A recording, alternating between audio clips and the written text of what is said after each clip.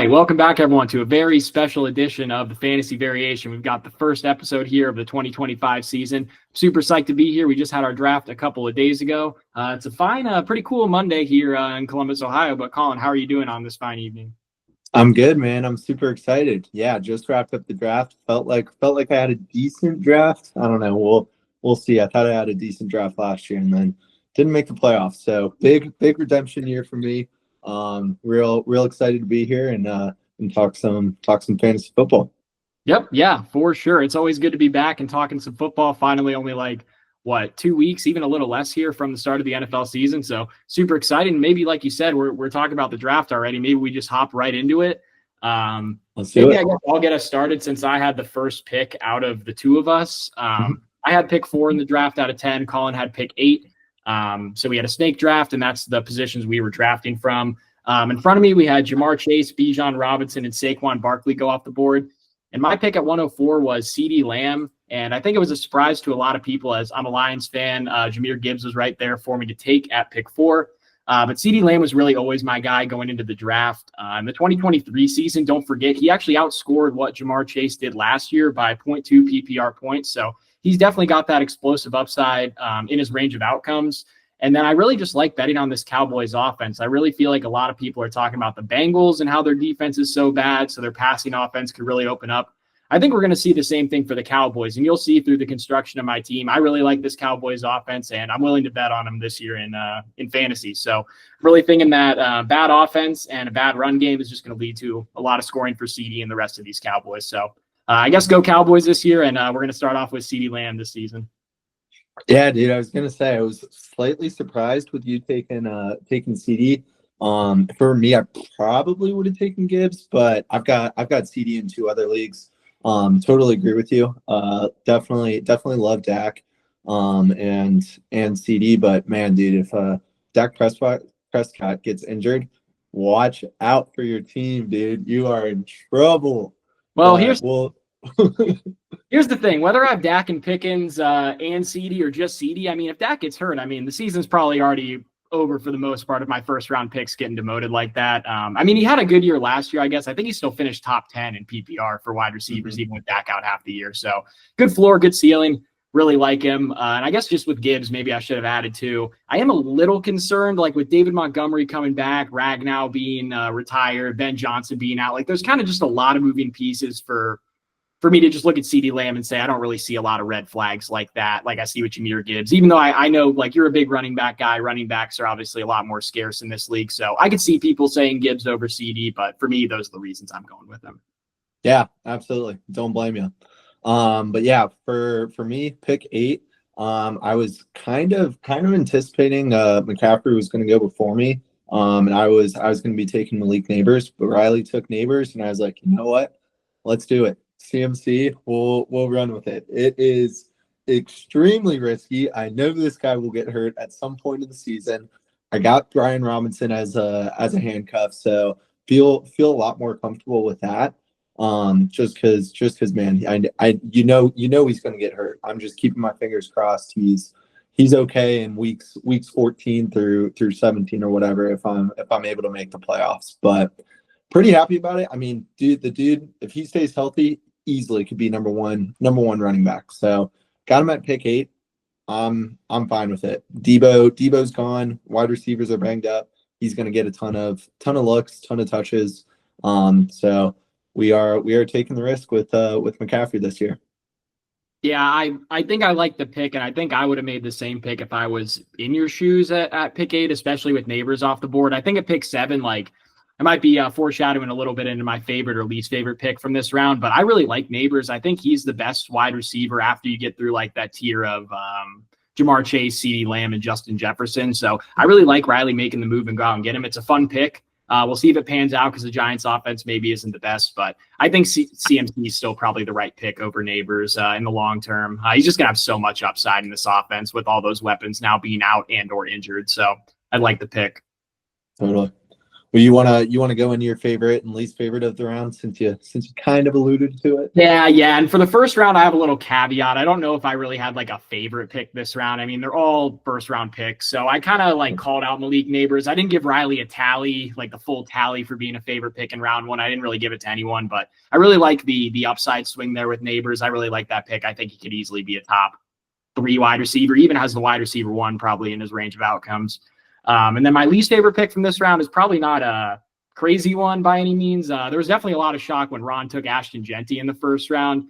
Even though he's a big running back guy, I don't know. It seems early for me. I remember back when Ezekiel Elliott was getting drafted in the first round. I mean, he was the 4th overall pick coming out of an Ohio State program, going to a Dallas Cowboys offense with a great offensive line. And I just don't know if I see the same upside with Ashton Genty going at about the same pick. So that's the only reason I'm out on him. I feel like if I had that pick, it's tough because running backs are scarce and it's a little scary to let them slip when you're at like those 8, 9, 10 picks. But I think I would have just doubled up on some elite receivers if I was in his spot there. So it would have been a little risky. I know it maybe wouldn't have panned out, but I think that's just what I would have done if I was in his shoes there. No, that's fair. And I mean, you kind of said it. Round one, it's like, man, there really wasn't a bad pick in this round. I feel like it's the most deep in terms of like rounds 1 and 2. Like Nichols got like Derrick Henry and like Bucky Irving at the 2-3. Like that's incredible for a first round or for the number 1 overall pick. So really no bad picks. I actually don't mind Genty. Obviously he's a rookie, but he does have a fairly easy running back schedule. And I do like that offense this year with Geno. So definitely don't hate it.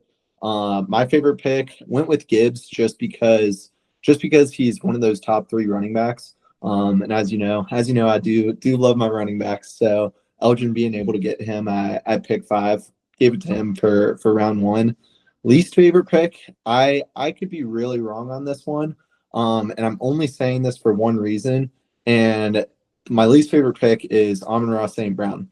Love the dude. He's still gonna be a beast. But every single draft that I've done this year, I've gotten Jameson Williams. I think Jameson Williams is gonna be a stud this year. Huge breakout year if you can even call it a breakout year. I mean, he was pretty solid last year. But I went into this draft and I was like, I'm getting JMO. I don't want Amon-Ra and JMO on the same team. So that's my reasoning for it. All right. Well, I was about to say, here's a guy who doesn't know ball, but then he started glazing JMO, and I'm like, all right, I'll let that slide. But hey, don't worry. You didn't want to go triple stack like me and get Jared Goff in the last round? Not interested in that? I'll pass on that one. That's a shame. That's how my dynasty team's looking right now. But we got Josh Allen too, so he's holding the quarterback spot, so we're all right. There we go. Yeah, I still like Amon-Ra obviously this year. Like I said, I already have some concerns about Gibbs, but for Amon-Ra, I feel like he's just so consistent. Like you can't really go wrong with the pick here. I could see maybe you say he doesn't have the same ceiling as some of those other receivers there, like a Nico Collins from your team or like a Malik Neighbors maybe. But I mean, he's just so reliable. You know what you're going to get with him, so I really don't hate the pick there. At the end. Yeah.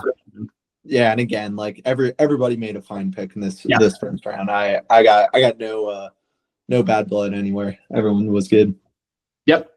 All right. Well, let's move it over to round 2 then. I guess you had the pick before me this round. You want to talk about who you picked at 13, I think? Yeah. Love my pick here. Nico Collins. Was really hoping that I would be able to get him.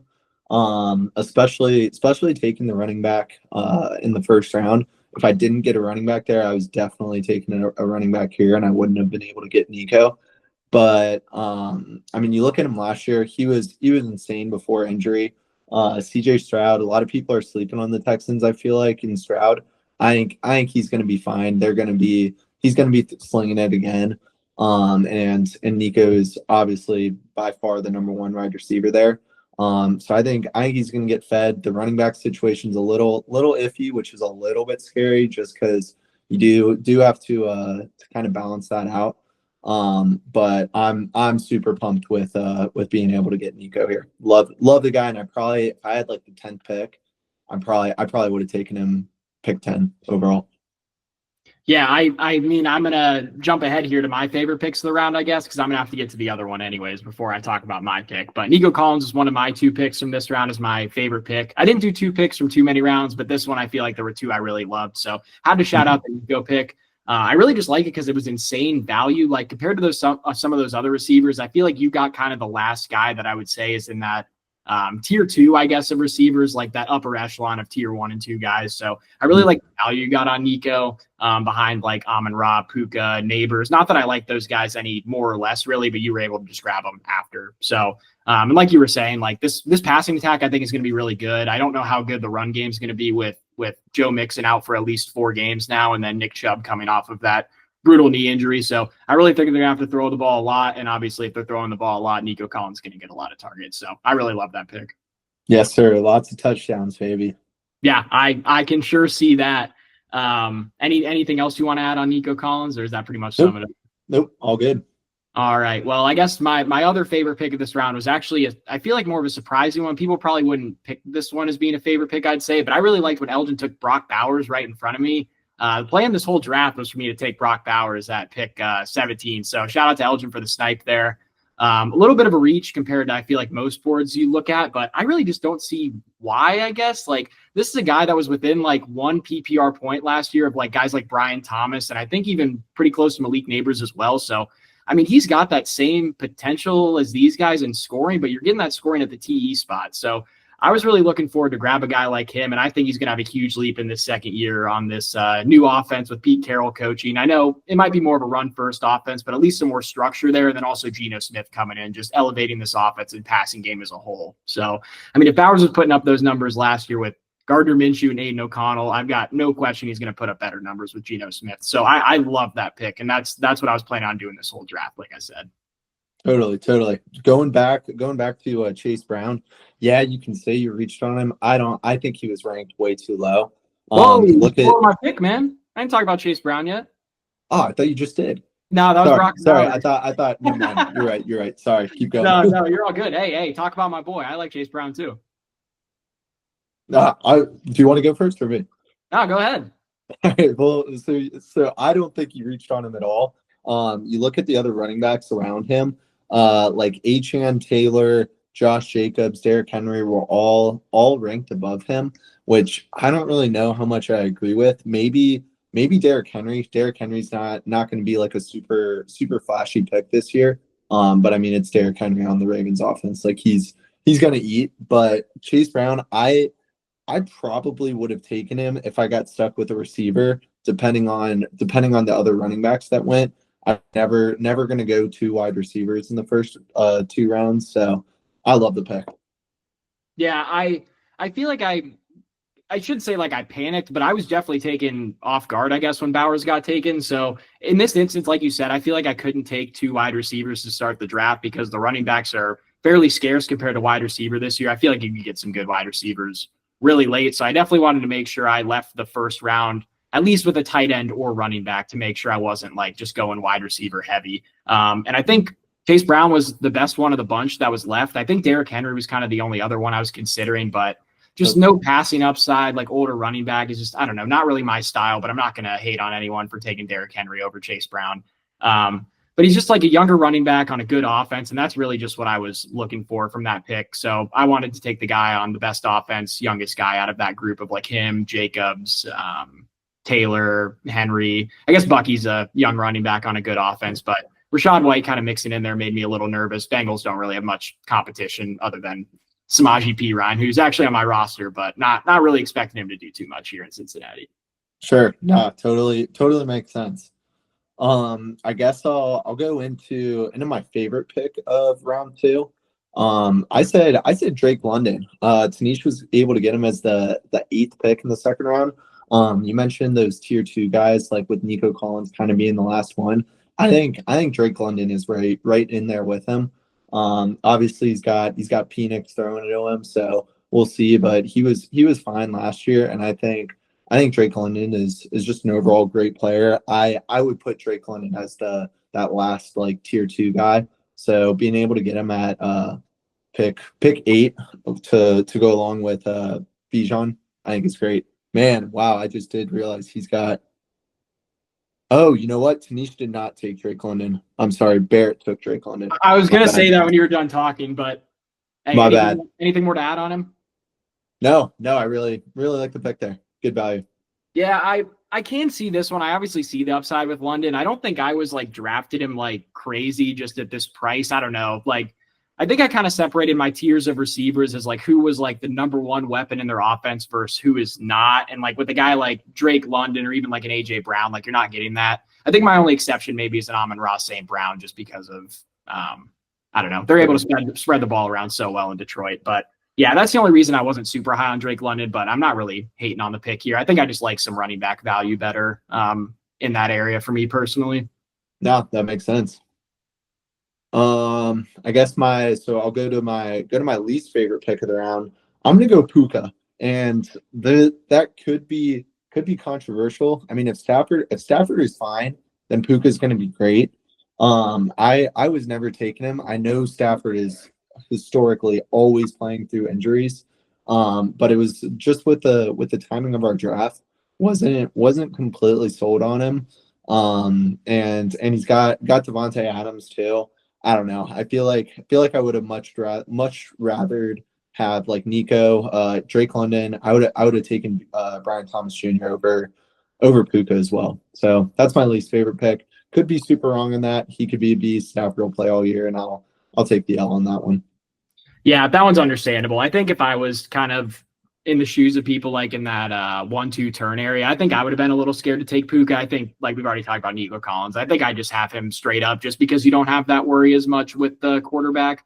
I will say though with the Rams, I feel like with McVay and Jimmy Garoppolo, like I feel like they'll still be fine if Stafford got hurt, but obviously you're not getting that like elite wide receiver one production in all likelihood out of him with that injury. So I don't mind that pick there for a least favorite one.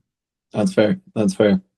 How about your least favorite pick? I'm not sure if I agree with this one. Yeah, I've got two of them here. I guess I'll talk about maybe the one you're not talking about as much with Devon Achane, who was the first pick of the second round. Just a lot of injury risk with this one. I feel like I've just been saying, there's a lot of valuable wide receivers I think I would have had there, like even a Puka or a Nico Collins. I think I would have rather see him take. But like I said, with Ron, it's kind of scary doubling up on wide receivers. So it's a little scary. I just don't like the value with Achane there on an offense that might not be that great and has a lot of injury risk. So and then the other one, Jonathan Taylor, who I hated on a bunch last year, back on my hate list again this year. I will say he would be even worse, I think, if Anthony Richardson starting. Luckily for him, he at least got Daniel Jones, so he doesn't have Richardson taking away all that stuff. I just don't think the offense is going to be good still. So I think with the running backs in that area, I'm just leaning more towards the running backs on good offense, which is pretty much like every other running back that went kind of after him for like the next 10 picks. So that's the only reason I'm kind of critical of that one. But don't worry, Dean, I glaze your team for pretty much the rest of the episode. So this is the only pick that I really am hating on. Well, definitely disagree with JT. I understand the concern. I think like you said, Jones significantly helps pretty much all Colts skill position players. Agreed. I'll definitely be talking about that later on. Me personally, as a Colts fan, I wanted Richardson to start the year, hoping for some magic out of him, but I think he's pretty much done. But I do disagree with that one. I think Taylor's very consistent, not a flashy pick, kind of like Derrick Henry. But Achane, I'll agree with you on that one. The calf is definitely a concern, and just this Miami defense last year or offense last year was such a train wreck. I know they had a ton of injuries. But again, Achane's another one that if he stays healthy, could be a big steal. I got no room talking. I took the most injury prone guy on the draft board. So can't hate too much, but I agree with you there on Achane.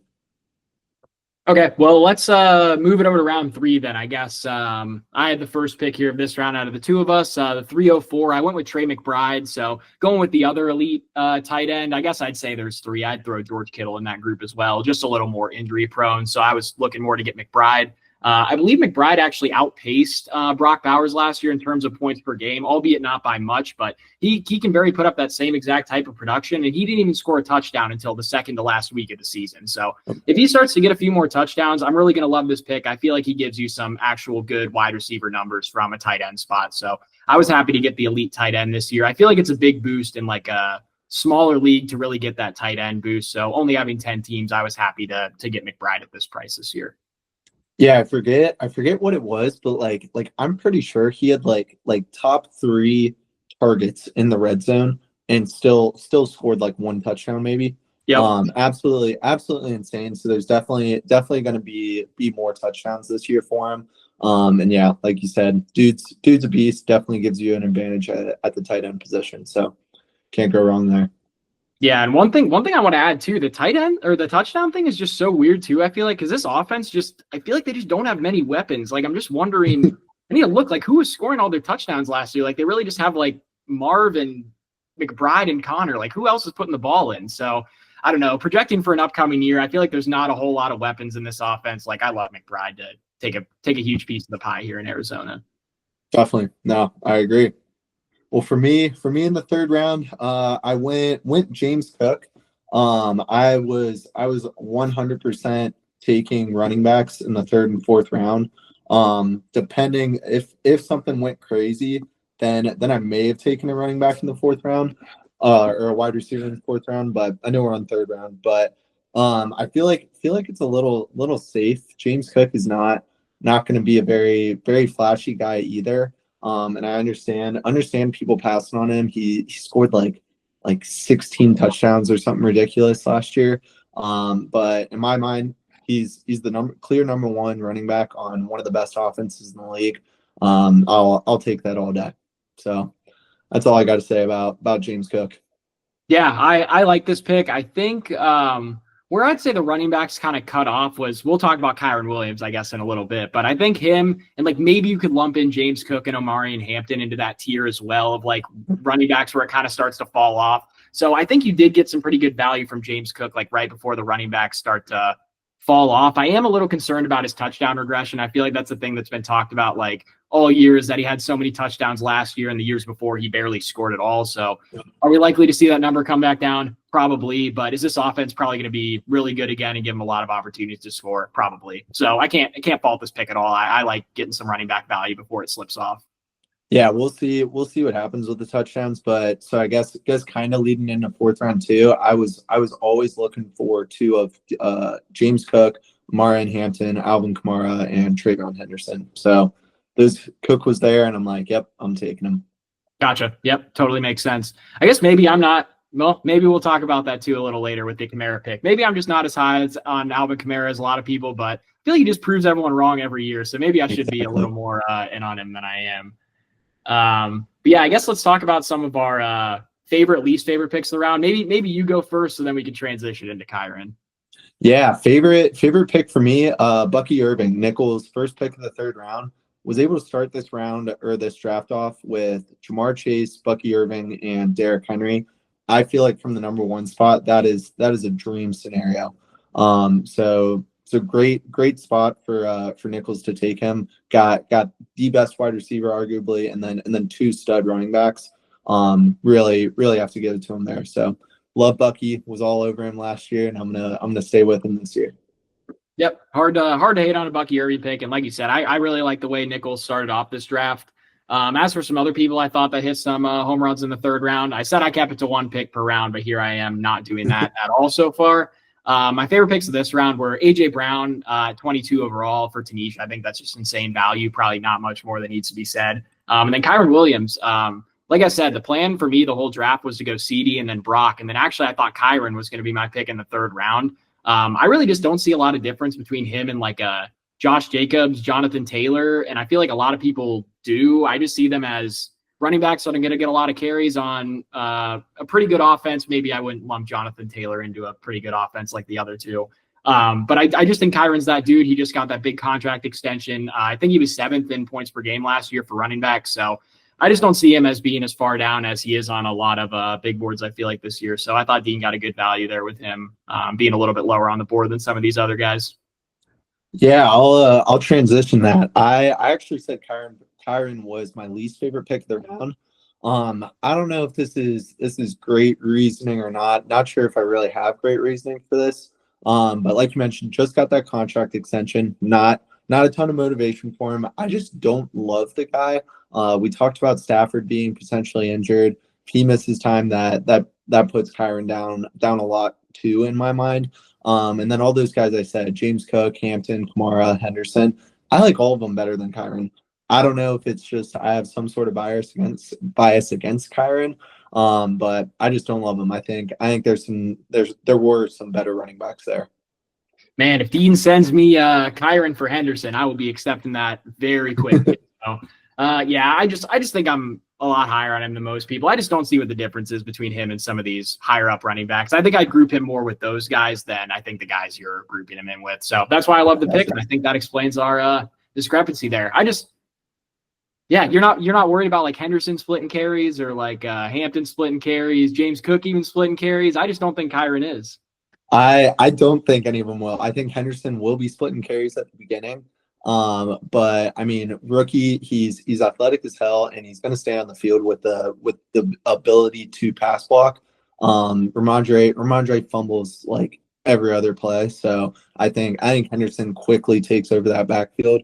And I am very very high on Drake May and the Patriots offense this year. So I'll get more into that later though.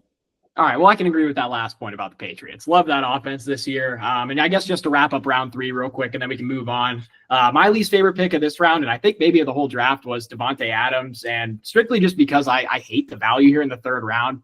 This one reminds me of the Michael Pittman pick that I hated on last year in the 3rd round, where it's just like I don't know, just there's so many good wide receivers. You could have gotten like 3 rounds later that would have been exactly the same. Like I got Mike Evans in round 5, Terry McLaurin went in round 5. Like I just hate Devontae Adams here. I'd rather have Evans and McLaurin straight up, even before McLaurin signed the contract today. So that's just the reason I don't like the pick. Just bad value. If Stafford stays healthy, I think it's fine. I don't disagree with you on the ball or on the value either. Like I said, for these rounds 3 and 4, I was 100% only taking running backs. And to your point, there's so many good wide receivers, 5th, 6th, 7th round, that I just don't see that much worse than Devontae. So I don't think it's the absolute worst pick of the draft. But I see your reason there. Yeah, we'll see. I'm hoping it's just reminiscent of my Michael Pittman bullseye last year. So we'll see if I can go 2 for 2 on those 3rd rounders. There we go. All right. Well, I think I got the next pick. Yeah, I picked before you in the 4th round, so I'll start it off. Omarion Hampton, was super pumped to get him. Another rookie running back that I think will be in a very high power offense that'll get him touches. He's splitting with the absolute worst shitter of a running back in the entire league, Najee Harris. I mean, I can't believe that dude is on a team right now. I don't have too much worry with him. I think Hampton kind of in the same scenario as Travion, I guess, rookie running back that is going to quickly take over that backfield. And I like the Chargers this year too. Chargers, Broncos, Chiefs, like that division's going to be tough, but I think the Chargers surprise people, and maybe end up winning this division. So I'll take Hampton. I actually just looked too, did not realize this. I'm in 3 money leagues and I have Hampton in all 3. So really hoping he does well. Betting the farm on Omarion, and I don't really hate it. Like I said, I feel like I already talked about him a little bit. So I think he's up in that running back tier with like James Cook, maybe Kyron, like kind of, I don't know if I'd put him and Cook up there with those guys, but I think they're right there. So I really like the value on both them where you got them. I feel like I don't have much more to add. It's probably never a bad idea to go with a rookie running back on a pretty good offense. So Yep. Well, who'd you take in round 4? Yeah, I guess I also took a rookie running back on an offense that I hope is pretty good. They weren't quite as good last year as the Chargers, probably, according to most metrics. But I took Travion Henderson off the Patriots. We both already said we really like the offense this year, so I was very happy to take Henderson. It's definitely a super risky pick, but he's got league-winning type upside, even though he could probably bust given his role could not be huge if Stevenson still carves out a big piece of the pie here. I just felt like every running back that was left was going to be in a committee of some kind. Like I had Kenneth Walker, James Conner, Breece Hall, DeAndre Swift, like I think those type of guys there. Maybe I'm forgetting a name or two, but just every running back there, I think they're going to be in some sort of committee. So why not take a swing on the guy with the highest upside? And that's Travion Henderson. So could maybe age like a banana here, this take, but for this pick, but I really think this could have some upside and be a real swing for the fences here that could work out. No, absolutely. I love it. Total huge potential out of him. Agreed that it's a little risky. I loved him. I wanted to get him in multiple leagues, but I never did just because I feel like he is going slightly earlier. And then a couple in the leagues, you got the Ohio State fans that are going to reach on him and take him a little early. So can't go wrong. I really do love the pick. I think he's going to be a beast, and so are the Patriots. So That's funny. You kind of described exactly what happened. I mean, coming back around that 4-5 turn, I had to go through Barrett, Tanish, and Nichols, and then Nichols, Tanish, Barrett. So I was like, yeah, I don't think Henderson's going to make it back to me. He was not making it there. I think Elgin did the same thing with Marvin Harrison, one pick before me. So I had to make sure we got those Buckeyes before we went around the corner there. There we go. Love it. Well, for me, I'll go into favorite picks of the round. I actually had 3. I thought this 4th round was kind of loaded. Would have loved to have like 10 picks in the 4th and 5th round. Like that would have been a dream for me. But Alvin Kamara, we talked about him a little bit earlier. The dude just always puts up numbers. This offense is going to be absolutely atrocious, but they're going to continue. He's going to get 7 catches a game, and that right there makes up for it. It's going to be rough. He's probably not going to run for more than 50 yards a game, but the receiving upside is huge. And those quarterbacks, I don't even know who's starting. They're all horrible, but they're going to dump it to him. So really like the pick. I mentioned it earlier. I would have absolutely taken him if Hampton was gone. So love that pick. George Kittle, Dean, got him in the 4th round. I think there's some pretty good value there. We talked about that top 3 tight end list. Kittle's got very very minimal competition for receptions. I feel like with all those receivers banged up, so he's gonna get fed, and Dean will have a positional advantage there at tight end. And then lastly, Travion said that was a favorite pick of mine as well. So we already talked about that one. Yeah, I think we already talked about Kamara and Henderson, so not much more to add there. Kittle was actually my favorite pick as well, but I think you kind of hit the nail on the head there with all the points. Thought he was the clear-cut 3rd best tight end on the board, and I think we'll talk about some of the other tight end picks later, but compared to some value people were getting later with other tight ends, I love getting Kittle in the 4th round here, albeit he's always got that injury risk attached to him. Totally. Well, my least favorite pick for the 4th round, Garrett Wilson. Tanish took him with the 9th pick of the 4th round. I don't hate him. He's got a new quarterback, Fields and Wilson. Obviously, they got some history together. I think they could click. But just the other wide receivers that are there later in rounds, just did not like the pick. I got to check here too. There were probably like Kenneth Walker. I know people aren't super high on him. Chuba Hubbard. Both those guys were there. I would have much rather take one of those running backs as kind of the last 2. Maybe James Conner is late too. I would have taken one of those 3 just because the running backs die off so much towards the end. Hope I'm wrong on this. I am high on Justin Fields in fantasy purposes, but I don't know if that translates to getting Garrett Wilson the ball for 100 yards a game. So we'll see. Yeah, all these Jets ones are kind of hard to analyze. I feel like I'll talk about Brees next round, I guess, for Riley's pick, but I don't know. They all just feel kind of stinky, these Jets picks. Mm-hmm. I don't know. Like, you want to take them, like they're all so talented, but it's just hard to pull the trigger, I feel like, on draft day. Definitely. All right, and I'll wrap up round 4. My least favorite pick. I'll keep this one short. Just Joe Burrow. 4th round, 6th pick of the round to Elgin. I just didn't like the value here. Jaden Daniels goes 2 rounds later. We always preach about waiting on quarterbacks, loving to do that. So I just don't like Burrow here. He doesn't run. I just don't know how he returns value on this pick. So that's all I got. I do think Burrow has a very, very, very good chance of winning MVP this year if their defense can hold opponents to win enough games that the Bengals get in the playoffs. Burrow's not winning MVP if they don't get in the playoffs, but I don't totally mind it. If it's me, I'm absolutely not taking a quarterback. We know that I ain't taking QBs early, but it's not horrible in my opinion. He'll be a top 5 quarterback in my eyes. Yeah, no, I can totally understand that. I mean, a lot of people are high on Joe Burrow this year in the Bengals offense. I just don't see what the difference is. I mean, I shouldn't say I don't see what the difference is. I don't see much of a difference between him and Dak, and I got Dak 7 rounds later. So That's all I'll keep that. Absolutely. Okay, so I think that wraps up round 4. I'll jump us right into round 5, where I took Mike Evans in the 5th round. I already talked about him earlier, but I really love both him and Emeka Egbuka, which was a favorite pick of mine out of Dean in the 8th round.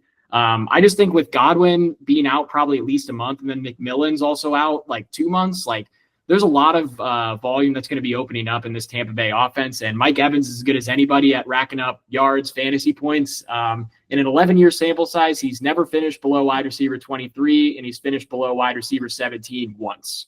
And I drafted him at wide receiver 19. So I'm liking the value we got there. The only thing I'm concerned about is the offense maybe taking a step back with Liam Cohen going to Jacksonville. So that's the only thing I'm a little concerned about. But with all the targets being available in this offense just being so good, having so many weapons, I still love Mike Evans in the 5th. I thought this one was a steal, honestly.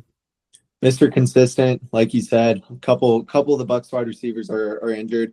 I love Baker, dude. I think he's going to throw for 350 yards a game. I got nothing bad to say about the pick there. Yeah, I agree.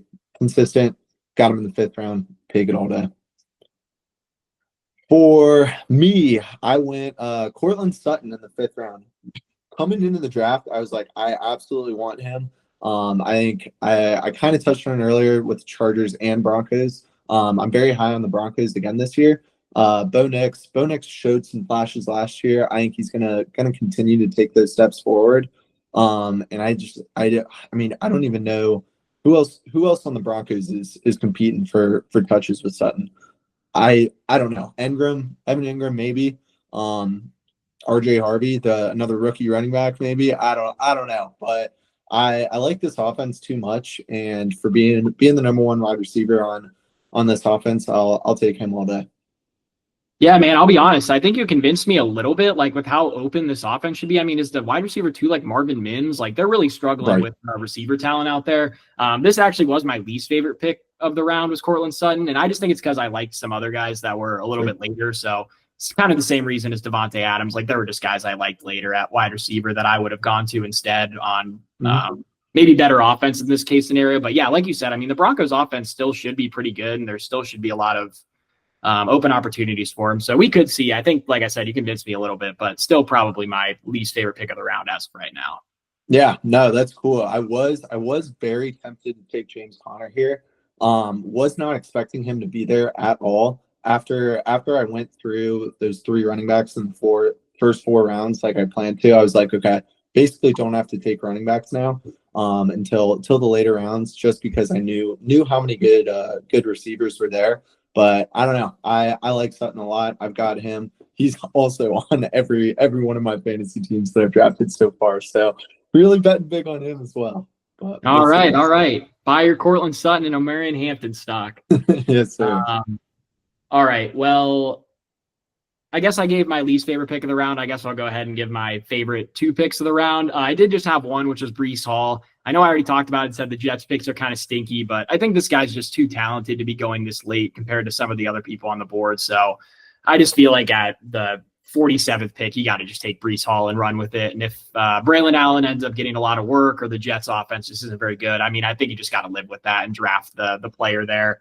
And then my other favorite pick now was Terry McLaurin. I actually almost put this pick on there before he signed the contract extension, but I was kind of waiting because I was like, I got Mike Evans like 1 pick or 2 picks before. Like I'd straight up rather just have Mike Evans there. But now with him signing the extension, I think I would have Terry McLaurin probably a little in front of Evans in my rankings. So I think I'd make that my favorite pick of the round now. But at the time of the draft, I definitely still like my Evans pick over McLaurin.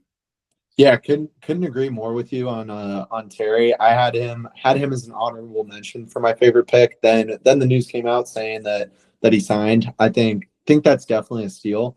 And Dean has Jaden Daniels as well, so that could definitely be a great stack for him. I disagree on Breece Hall. Maybe a little bias there from last year after he disappointed me basically every single week. But Justin Fields is going to take a few carries for him, I think. And then Braylon Allen's super talented too. I don't know. I definitely have a ton of bias last year seeing Breece Hall barely get carries and just stink it up last year. So not going to agree with you there, but for my favorite pick, I went with Rashee Rice from Ron, 9th pick in the 5th round. if you can find a way, like if he's got other receivers to plug in during that, I'm expecting 6 weeks suspension kind of in the middle of the season for him. If you have somebody to plug in for him, I think that's a steal because you'll get him come playoff time when it matters. And who knows? I mean, maybe some crazy reason he only gets like 3 games, or the suspension comes next year. I don't know. Dude's crazy talented. I know he's coming off an injury, but Mahomes loves him, and he's going to be his favorite target. Yeah, I didn't go ahead and hate this pick, but I will say this is actually another one that I didn't like. So maybe we have a lot of disagreements here in this 5th round, which is good. Yeah. But yeah, I just feel like, I don't know, if Rashee Rice was healthy, or not healthy, I shouldn't say. If he wasn't suspended, or we knew he wasn't going to be suspended the whole year, I just don't know how much higher he's going to go, like in the draft compared to this. Like, I understand I was a huge Rashee Rice guy last year. I mean, I got him in like the 8th, but I mean, compared to like a guy like Mike Evans or a Terry McLaurin, albeit McLaurin would have gone a little earlier too. I just don't know how much earlier Rashee Rice would have really gone. So I feel like it was still, he had to pay a pretty hefty price to get him here in the 5th round, even with I think 6 minimum game suspension looming. So we'll have to see and see if the pick pans out. But that one's kind of just a tough one to evaluate. No, that's fair. And I did forget to give another honorable mention for Chuba Hubbard. I'm also big on the Panthers this year too. I think Bryce Young's going to take a lot of steps forward. And Chuba was pretty sweet last year. Kind of as a sleeper, I thought. So honorable mention for that. And then my least favorite pick, not sure if I did say it or not, but it was Breece Hall. So gotcha. Wrap up round 5. Dude, we'll have to get some like season bets on these round 5 picks. I was going to say too, when we talk about Barrett's team a little bit, like Chuba was not really like my favorite pick there, but he wasn't like a pick I hated or anything. I don't know. He just seems like that classic like dead zone RB on like a mid team. I don't know, like a not super talented, not super great team. Like, I don't know. It wasn't my favorite, but I don't hate it. No, that's fair. That's fair. Well, let's get into round 6. I will start since I had the first pick in round 6. Jameson Williams, baby. Love him. Was going to be extremely upset if I couldn't get him. Took him in as many leagues as I could too. I think this is a little crazy, but I think there's a decent chance, very small chance that he's better than Amon-Ra this year. I mean, last year he was kind of ride or die on 80-yard touchdowns. And when he probably had, I don't know, 7 of them, and those were the 7 weeks that he was on my bench last year. So hopefully we're gonna learn from that and keep him in the lineup all year. But I love him a lot. I don't know what it is. I'm just a little sleepy on Amon-Ra and very, very big on JMO. So hoping Goff can throw like 15 of those 80-yard touchdowns to him this year. Yeah, we'll see. I don't know if I would say that JMO's got even a chance at outscoring Amon-Ra in PPR fantasy, I would say. But in terms of just straight up receiving yards, like I could definitely see a world where that happens. So I really like this JMO pick. And my guy in this round was George Pickens, but those were actually the 2 guys that I was like targeting as my 6th round pick. And like maybe in a dream world, one of them makes it to the 7th round pick. But those were definitely the 2 guys I was targeting. So love JMO, obviously my guy too. That goes right into my pick, but probably not much to say more about George Pickens. Pretty much the same reason to the CD. Love this Cowboys offense. Was very happy to try to invest in all 3, which I was able to do. And then just real quick, my favorite and least favorite picks of this round. I'll say real quick, my favorite pick was Jaden Daniels as a 6th round pick. Just great value in stacking him with Terry. Even before the contract extension, I thought that was a fantastic idea for him to be the one to pull the trigger after he kind of slipped down the board. And then least favorite pick was Aaron Jones, actually, of this round. I just thought this was too early to take a guy like this. And sorry, Nichols, I think your name's going to pop up here a few times on these least favorite picks, but I still do really like your team after the first like 4 or 5 rounds or so. But as for Aaron Jones, I just could really see Jordan Mason taking over this offense straight up, which makes me a little nervous. And he's just old. I feel like he's always been banged up a lot recently. So I don't know. I just feel like I'm out on Aaron Jones as a whole. They paid Jordan Mason a lot of money for a reason to come in and be a part of this offense. So I could really see him just taking a big chunk. I just don't see Aaron Jones really returning this value unless Jordan Mason is just terrible or gets injured or something like that. He's able to get the whole backfield. Like, I just don't see a world where Aaron Jones totally takes this thing over. Totally agree. I think the literally only reason that Jones gets the value out of this is if Jordan Mason gets hurt. I think that's definitely a split backfield. I apologize, Nichols. That was also my least favorite pick of this round. But I do want to give an honorable mention for least favorite pick to Riley with Swift.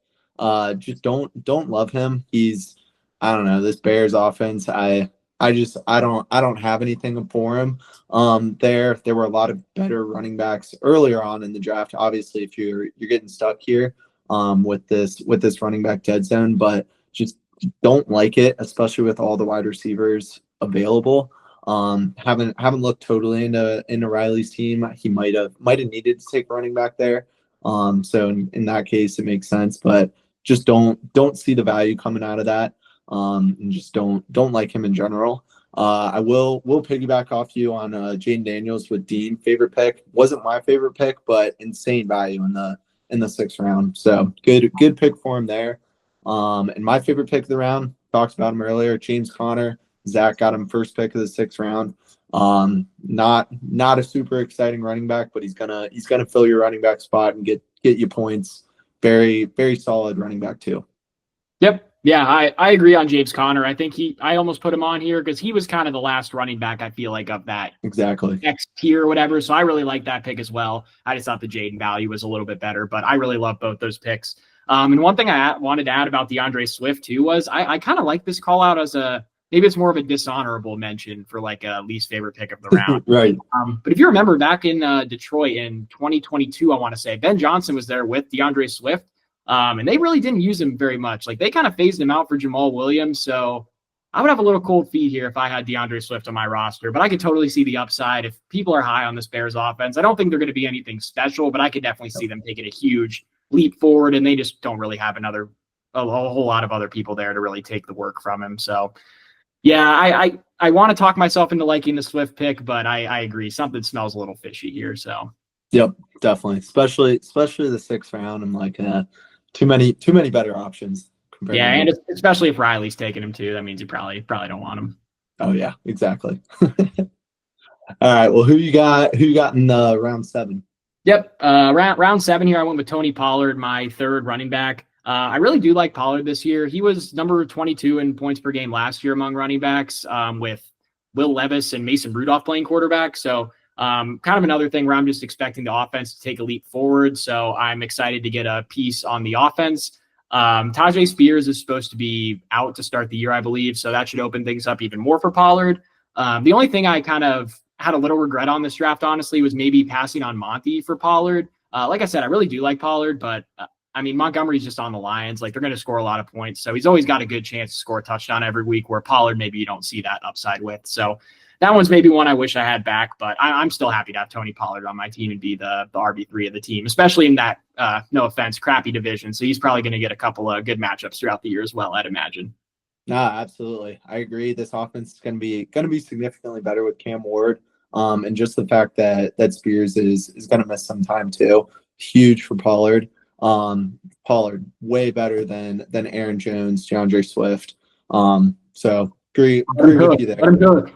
Yeah, yeah. But for me, round 7, love this pick again. Jacoby Myers.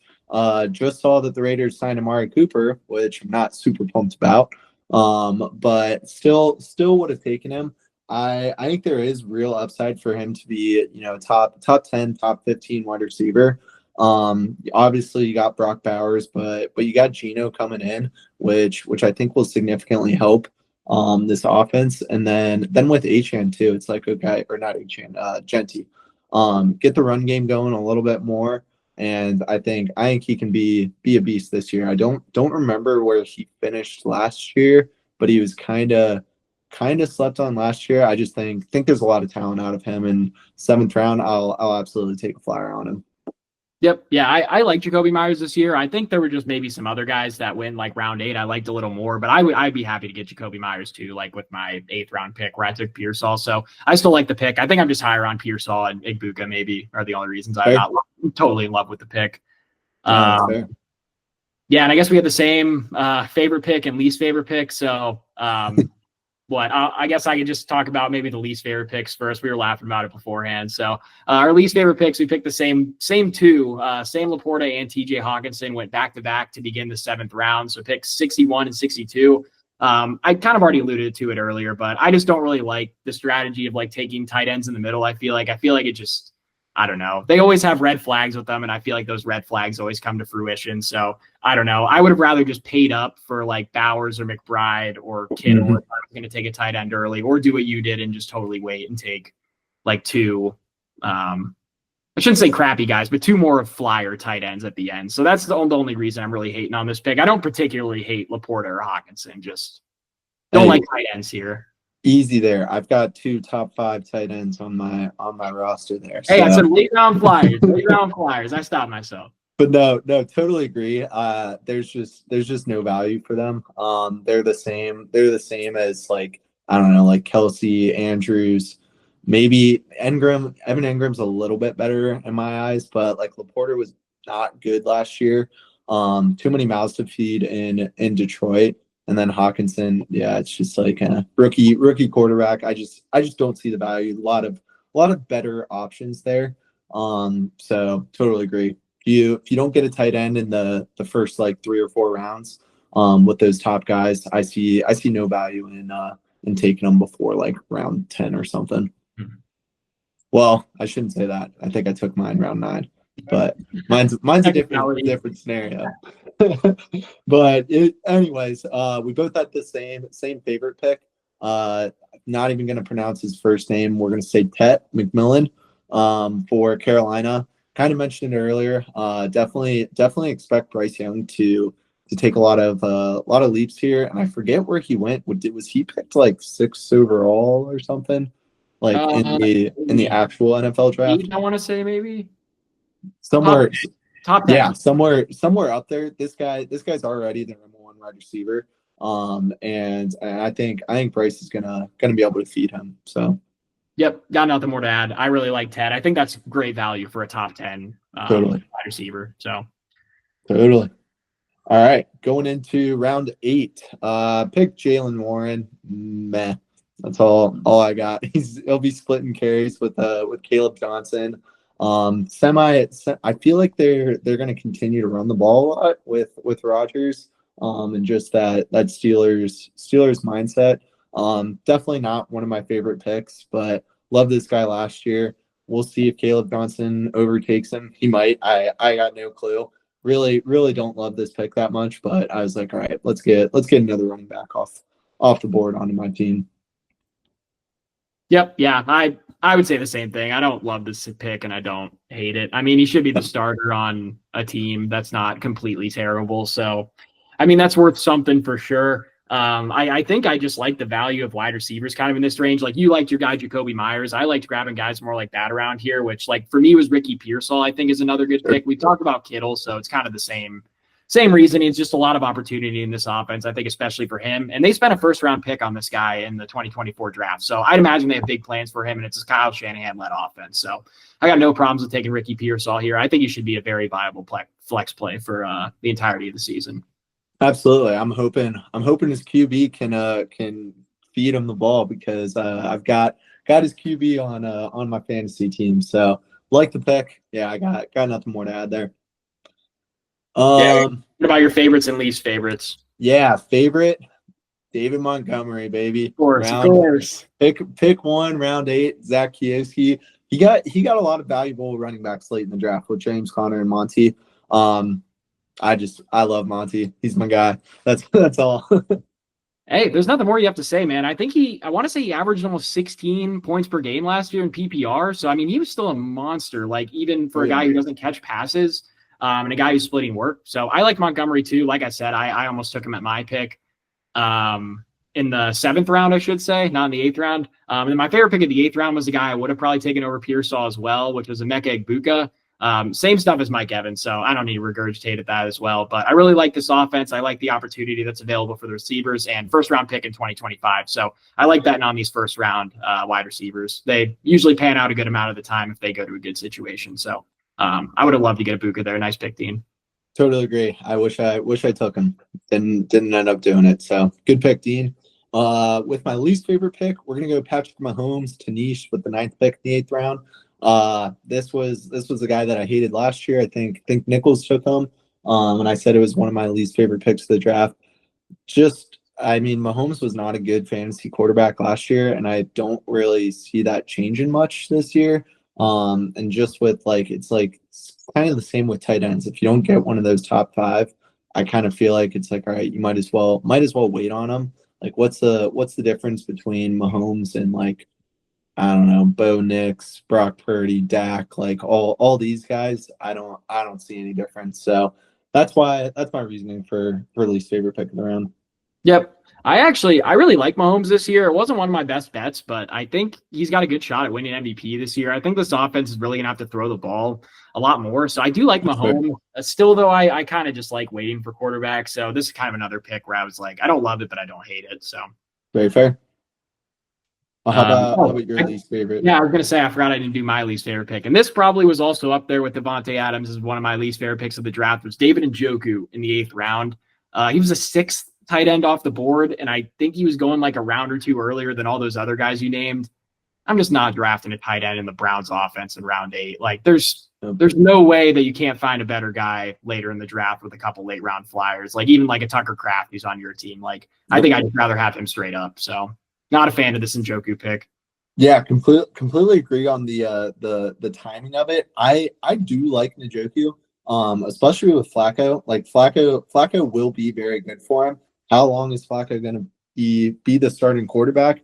Not 100% sure. But I do like Njoku as a tight end, and even if like Shedeur comes in at some point, I think he'll be fine with him. Dylan Gabriel, not as much sold on it, but I don't totally hate it. But I agree, too early for a tight end. Yep. All right. Well, how about round 9? You got first pick. Yeah, let's move into round 9 here. I'll try to go a little quicker, I guess, for these last few. I think we got notes through round 12, and then we just got like our last few straggler picks. But I took Stephon Diggs here in round 9. I know he's coming off the ACL, but he should be the wide receiver 1 in an offense that we've already talked about and we really liked. So I was happy to bring him in. I don't need him to start week 1 or anything. I just think he could be a high-value wide receiver late in the draft. And once we get this late, I'm just swinging for upside. So I think Stephon Diggs is the type of guy that has that sort of upside at wide receiver. He was my favorite pick of this round. Totally agree. Like I said earlier, Drake May, Patriots, love the offense. So good pick there. For me, I went with Tyler Warren. Super excited to get him here. Almost took him in the 8th round, but I was like, we're going to wait. Still definitely took him too early, but I was like, I want him that bad. So I'm going to take him here. I really think that he's got significantly good chances of being a top 5 tight end. I mean, with the tight end position, it's like the difference between like tight end 4 and like tight end 12 is going to be like a point per game. So it's very realistic for him to be there. And I love Daniel Jones with him. We took him in the middle of the first round. He's going to be a big player for our offense. And the Colts have just been needing a tight end for many years. So I think he's going to be a beast. Yep. I like this pick. I can't remember where the other tight ends went, so I don't know what the value was here, but I think Tyler Warren will be a tight target for me in some of my other leagues where I'm not able to go like a tight end early. Like, for example, my 16-man league where the draft's coming up in like a week, like that might be one where I'm more targeting Tyler Warren. But I do like him. I think Daniel Jones is fantastic for him. So we'll see if they're able to connect on some of those short yardage passes and he's able to rack up those receptions. I think that's the way he's kind of going to be fantasy relevant if it's going to happen. Yep. Well, how about you start off with your favorite pick of the round 9? Oh yeah. I guess you already said yours was my pick. Shout out. My favorite pick this round was Chris Olave, who went 1 pick after Elgin or after me. Elgin took him. I see you have him as a dislike, so that's interesting. Yeah. This offense sucks, so I could see this being a terrible pick at the end of the day. But I just think he's going to get a lot of volume here, and it's the 9th round. So I just think this is someone you could probably plug and play in your flex every week with this Kellen Moore offense. I think it should be a little better. So I like the value here. I don't think this is ever going to be like a total home run guy like you might see in some late round picks, like a Chase Brown last year, for example, or a Brian Thomas. But I think this pick will return value for sure for him. Yeah, as much as it hurts me to hate on a Buckeye, I just don't see it. I think he's going to get about two to three death balls per game, meaning his quarterback's going to leave him out hanging, and he's going to get that eighth and ninth concussion this year, and he might be done. I just there's no quarterback that's going to be able to get him the ball as much as I would like to. Now I will say he's way too talented to be taking this late in the draft. Like with a good quarterback, he would go way early. I just don't see it. I don't like him. Quarterbacks are too rough, and he's gonna die. So I hope he doesn't. But yeah, that's my reasoning there. I also gave another least favorite pick, Mark Andrews. Same thing, tight ends. I don't even think he's the best tight end on their team. So the reasoning for him to take him there, I just don't see it. Yeah, I think likely he's dealing with an injury. I don't know actually how long he's out, but that's I got probably you. he's getting boosted up at all. But I agree. Like I had Mark Andrews in a league or two last year. It was like all you were relying on was a touchdown. If he didn't score, he was giving you like four tops. So Exactly. yeah, I'm not super high on Mark Andrews this year as a guy who got burned by him a little bit in 2024. Exactly. Well, we'll keep it going. Round 10. I had the third pick in round 10. Back-to-back Colts. Come on, baby. Josh Downs here. I think Drafting Colts. What could go wrong? it's a good strategy, man. It's a good strategy. But no, real quick, Daniel Jones is way better for him. I think Downs is better than Pittman. Colts have a lot of very, very average wide receivers with Pittman, Alec Pierce, A.D. Mitchell, and now Tyler Warren. But I think he's gonna emerge as the number one here real quick. And I'll take a flyer on him in the 10th round. Yeah, I am curious because I see your least favorite pick here is Michael Pittman, actually, another one of your guys. Like, what is the difference between Pittman and Downs to you? I feel like those guys are just very similar to me, I guess, and they're getting taken one pick apart. So what's with you loving one and hating the other? I've just seen a lot on Downs this year and a lot from the Colts training camp. I don't know. I put Pittman there just because, like, yeah, I've got Downs higher value than him, and I'm also betting big on Tyler Warren as well. So Daniel Jones ain't putting up good enough fantasy numbers for three wide receivers or three pass catchers. So that's why I hate him. More of a bigger bet on Downs and Warren and enough fade at Pittman. Gotcha. Okay, well, yeah, let me go over to my pick then, which, hey, shout out me again, favorite pick of the round, Jordan Mason, 7th pick of the 10th round. We already talked about him a little bit earlier, so I'll keep it short, but I could see him being the number one running back here, and I really think this is going to be a good offense, even with J.J. McCarthy. I think you saw Sam Darnold throw for 4,100 yards. I think J.J. McCarthy has got to be pretty bad for this offense not to be efficient, and so if Jordan Mason gets like the goal line work and a little bit of receiving work, even if Aaron Jones is healthy all year, give me that all day as a 10th round pick and a 4th running back. So very happy with that selection. Definitely a lot of upside there. Yeah, like you said, my favorite pick was him, so we'll keep that there. Honorable mention though. How about this? A tight end after I keep hating on him. Nah, Evan Ingram, 10th round, Zach.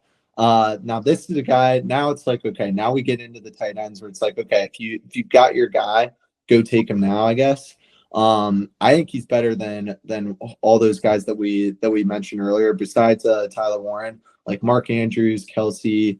Who are the others? I forget the other one we were hating on, but like Hawkinson, Laporta. I was just about to ask, would you rather have Warren than like Hawkinson and Laporta straight up? Like, is Warren your tight end 4? Oh yeah. Wow. No doubt. Okay. Yeah. I'm very high on him. I could be very wrong, but I've got a good feeling on it. But going back to that, I think Evan Ingram's probably my 5th tight end. So like the pick, he got him in the 10th round. And then another shout out for Tanish. He's got to get his guy Keenan Allen. He's gonna be the wide receiver too with a very good quarterback and a good offense. So 10th round, we'll take it. Yeah. I really like the Ingram pick too. Like I think he's going to be pretty solid in that offense. We were already talking about like there's going to be a ton of targets or whatever, and you're getting him in like the 10th round. This guy was 4th in the league in receptions, I think, in 2023. Like this guy's not far removed from having a very good fantasy season. So I really like that pick, even though he is kind of old. You could see the downside. Keenan, I love the homer pick from Salty Mango here, but I'm not sure I see the vision for this old of a Keenan Allen. We'll see. I guess he'll probably get some of that slot roll back, but with McConkey there, I don't know how they're going to possibly trot out a 30 whatever year old Keenan Allen in the slot every down. So we'll see. Maybe he'll prove me wrong, but shout out for the pick and staying loyal to his guy. Very fair. Well, how about your least favorite pick? I don't know. Don't think we touched on it yet, have we? I was gonna say my favorite pick this round was actually NA. Wasn't super impressed with any picks this round, so not gonna call any out. I do like Evan Engram though, so maybe that should have been my favorite pick. But 10th round tight end, I don't know if I'm jumping out of my seat for. But my least favorite pick this round was actually Keon Coleman, who Nichols was texting me about him earlier today, trying to trade me Keon Coleman, and I was just like, yeah, you'll see my thoughts on him on the podcast. I just think this dude's a bum, so I really just don't like this pick because I don't think he's good. And then this Bills offense too. I mean, I remember last year we were talking about the Josh Allen bet. I mean, rest in peace to that passing yards bet. We thought that was going to be a smash that he was going to throw for that much. He just won MVP and didn't even hit his passing prop bet. Like, I don't think there's really that much passing, receiving work to go around in this offense, even though it's going to be a good one, and especially not for a guy who sucks. So I'm completely out on Keon Coleman. I don't hate the pick. I mean, it's a flyer, the last pick in the 10th round. I mean, you'd think somebody's going to be good for him. But like we saw it last year, I mean, he'll throw it to 10 guys a game and each one will have 40 yards. So it's insane. We've seen Keon Coleman, Amari Cooper, and Dalton Kincaid, who are all like first round picks, just suck in this offense. So exactly. I guess Keon Coleman was an early second, but still some highly drafted guys who are just not performing in this offense. So I don't think Keon Coleman is going to be the guy that cracks the code. That's fair. Well, let's keep going. You've got a good pick here in the 11th round, I see. Think so. Well, yeah, I went with Debo. I really like this pick. I just thought it was insane value. Not the highest guy on Debo. At the time of the draft, obviously, McLaurin still hadn't signed his contract. So, I mean, I could have gotten the wide receiver one on an elite offense in the 11th round, which would have been pretty sweet.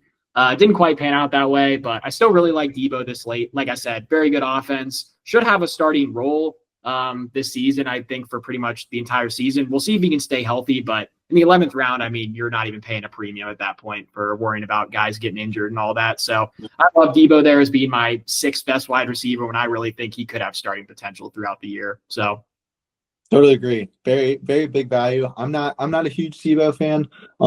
But I mean, if you're taking him in the 11th round, yeah, might as well. But for my pick, I picked Zach Charbonnet. I think I'm pronouncing that right. Arguably the best backup running back in the league. Monty's better than him, but I don't know. Monty's not a backup. Yeah, exactly. Like, is Monty backup? Like you almost can't even call him a backup. But yeah, arguably one of the best backups in the league. Apparently he's been tearing up camp. I know obviously Walker's ahead of him, but Kenneth Walker goes down. Charbonnet's instantly a RB1 borderline RB2. So take him in the 11th round. Super happy with it. Yeah, I really like that pick, but I've got some bad news for you, Colin, because this is my favorite pick of the round, and I've been the Kenneth Walker guy for the last however many years. So you already know this will be the year that he breaks out, where I don't draft him, and I say that Charbonnet is the best pick of this round. But yeah, I really think this is just going to be a split backfield, not like 50-50, but I think there's going to be a considerable split that we haven't seen in the past. Like when Kenneth Walker plays, he's on the field pretty much the whole time. I just don't know if it's smart for them to keep doing that. He keeps getting hurt. So, I mean, even if he does get that crazy workhorse role, you're probably expecting him to get injured. He's had a foot injury like every year. I don't know. I'm just not super high on Walker this year, which makes me feel like I need to be a little bit higher on Charbonnet, hence why I like this pick here. Even though you don't have Walker on your team, still have that chance to get that super, like, uber elite upside guy in the 11th round. So can't fault you for that. Yeah, I did not think about that. You have always been a Kenneth Walker guy. Oh, yeah. So that's a little trouble for me. But I've got Walker in another league, so I'll be all right if he goes nuts. Hey, nothing wrong with diversifying. Yeah, exactly. But my favorite pick of the round went with Tank Bigsby with Barrett. I just love the guy. Had him last year too. Don't love ETN. And I think this is definitely going to be a split, somewhat of a split backfield with Tank has the opportunity to potentially take this over. So really like that pick too. Put honorable mention Quinshon Judkins from Dean. I don't know what's going on anymore. Now I'm kind of questioning it. I don't know if this guy's going to play in the NFL this year, but if he does, that backfield's open. So They obviously took him real early in the second round, or maybe the last pick of the first round. So they want to play him. It's just a matter of if he can get a deal signed. Yeah, I think you had a typo. I think you meant to say the best pick was Dylan Sampson, but he was also like a few rounds later. So I think that's more Yeah. what you meant to say. But yeah, I don't know if I'm huge on Judkins this year just because all that's been going on. He's been missing a ton of training camp time, like valuable time for rookies that Dylan Sampson's been at. So I think if Sampson's just got to beat out Jerome Ford, I like Sampson to probably leave that backfield. I'm a little worried about Judkins, but another pick where you can totally see the upside with it. I just don't know if I fully believe in it. Very fair. Very fair. Speaking of which, there's probably a lot of people that are high on Cam Scattaboo, which I'm actually an owner in Dynasty, so I do like him long term. I think he's going to be a really good like receiving type back in the NFL, if nothing else, if he's not able to be like that true 3-down guy with his like smaller size, slower speed, and all that. But for fantasy this year, I especially dislike him just because we just talked about Judkins. I mean, Cam Scattaboo got an injury, so he's been missing a lot of this like important time for rookies. And this is just an offense that still has Tyrone Tracy and Devin Singletary there, which I think Singletary is a guy that a lot of people have just forgotten about and assume that Scattaboo is going to be in front of, which I just really don't think is going to be the case. And this is also the Giants. So I don't know if you need to be going out of your way to try to get a piece of the backfield in New York. So I don't know. I feel like Cam Scattaboo is going to be a waiver guy here in a couple weeks. So I love this pick. I'm with you, man. I mean, it's the Giants. They're going to be one of the worst teams in the league this year again. And I actually don't like him long term either.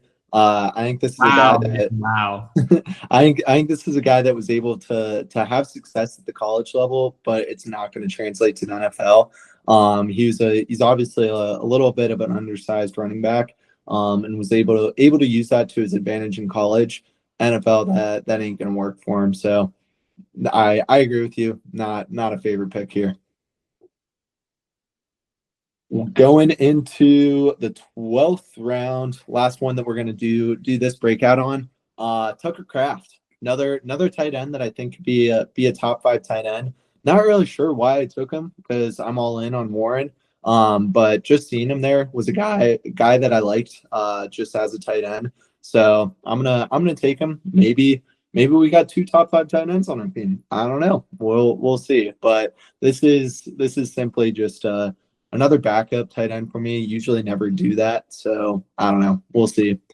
Happy with it. I think he can be good. But yep, I absolutely love Tucker Kraft. Like this is probably a guy that I was going to target if I didn't draft McBride in the 3rd round. So I just really think there's a ton of opportunity in this offense that should be good. And probably going to get a lot of receptions from a guy who's playing tight end instead of wide receiver. So I really like that pick of Tucker Kraft. I think he could definitely be a startable guy right away, honestly, in week 1. I think I'm starting him in Dynasty. I got him and Ingram are my main 2 tight ends, but I think I like the matchup better. So I think you could even get Tucker Kraft in as soon as week 1. So really like the pick there in the 12th round.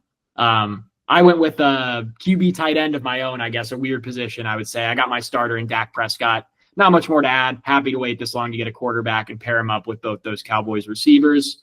And actually for this round, I just put my favorite pick was all of them except for Adam Thielen. I really liked all the picks everyone made this round except for the first one of the round, which was Adam Thielen. So shout out Yost for giving us all a free pick there for a 35-year-old wide receiver on the Panthers. Appreciate it, bro.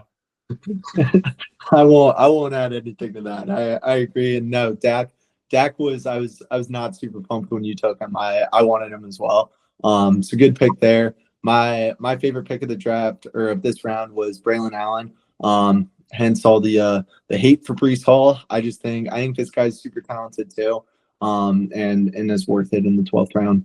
So yeah, I remember around like 13, 14, I looked up Allen because I was like, where is he? Like, I thought he would still be here, and then he was already drafted. So really thought that was a good pick by Barrett as well. I really liked all the picks in that round, though, so hard to single one out. Definitely. Well, I think now we just round out the rest of our teams. I guess I'll go real quick. 13th, Brian Robinson, handcuffed for McCaffrey. That's it. Purdy, first quarterback for me in the 14th round. Totally fine with him. I was looking at Dak, maybe Justin Fields, and then Drake May. Drake May, another guy I love. Got him at 15. So I'm super comfortable with Drake May leading the helm as my quarterback this year. We'll see. I do I mean, we've said it a lot. I do think that there's always going to be a quarterback or two that you can pick up on the waivers and he'll finish as a top 10 tight end or top 10 quarterback. So super fine waiting this late on quarterbacks.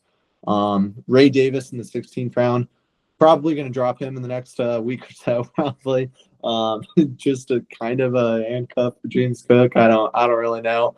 I was like, all right, we'll take him back up for one of my starters, and then Patriots defense.